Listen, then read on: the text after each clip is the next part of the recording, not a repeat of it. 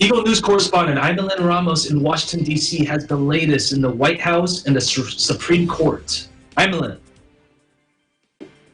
Thank you, Mike. There's never a dull moment in Washington, D.C.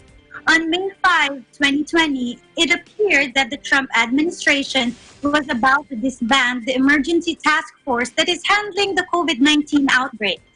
Vice President Pence stated, "I think we're starting to look at the Memorial Day, May 25 window, or early June window for shutting it down."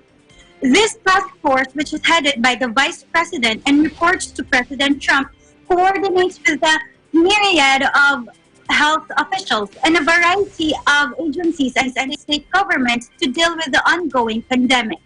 This was what President Trump had to say about the task force. Please listen.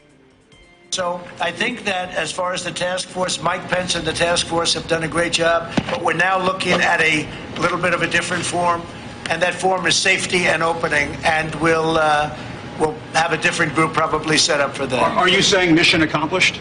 No, not at all. The mission accomplished is when it's over. Understandably, there was public outcry and concern as reported by various news sites that it was too early to shut down the task force. Today, May 6th, President Trump, through a series of tweets, seems to have backtracked from shutting down the coronavirus task force. One tweet stated, as I quote, "will continue on indefinitely with its focus on safety and opening up our country again." Referring to the task force, Trump also tweeted, "We may add or subtract people to it as appropriate." The task force will also be very focused on vaccines and therapeutics. It's good to know that the task force will continue. Most of us have grown accustomed to daily updates from the task force and receiving information from members of the task force like Dr. Anthony Fauci and Dr. Deborah Birx. Whether it's good news or bad news, we need to continue to hear from our leaders, especially on the federal level. Also in Washington, D.C., the Supreme Court had its fair share of headlines. Supreme Court Justice Ruth Bader Ginsburg was hospitalized with a gallstone infection.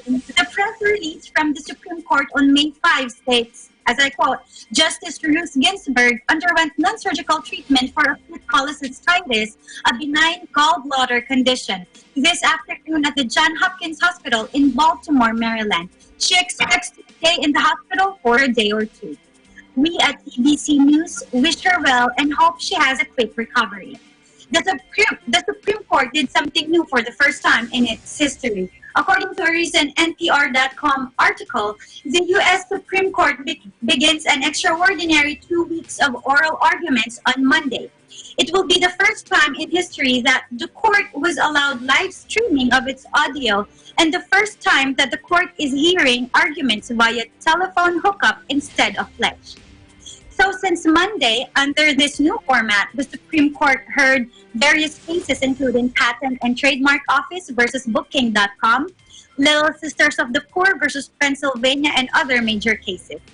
But on a lighter note, it was reported by someone at C-SPAN that the sound of flushing toilet could be heard during the remote oral arguments of the Supreme Court.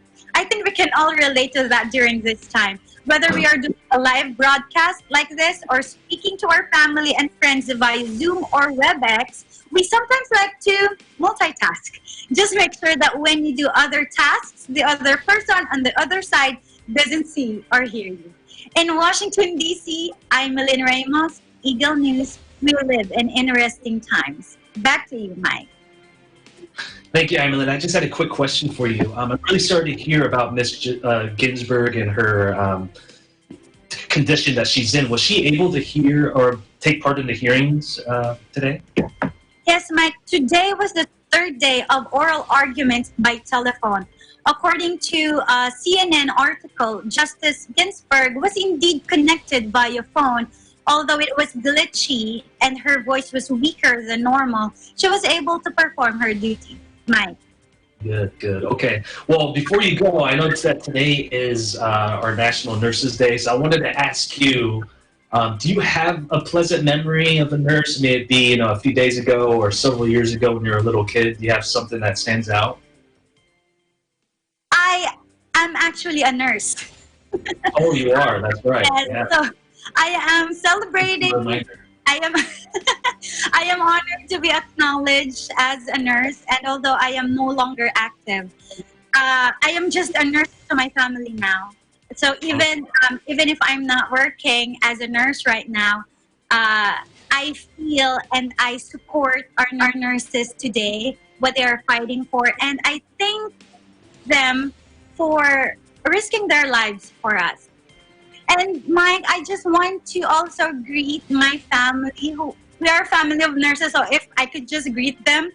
Tita Lucy Avila from California, Tita Eva Vital, and cousin Allison Medina in Forest Hills, New York, Ate Raquel Edgerlin in Belmore, New York, and of course to those who I owe my nursing career to, Tita Melanie Tapnyo and Ate Ivy Bondak in the Philippines. And to all nurses, Happy National Nurses Day to us. Mike. Absolutely. Couldn't agree with you more. Thank you so much, Emily. We'll talk to you soon. Thank you, Mike.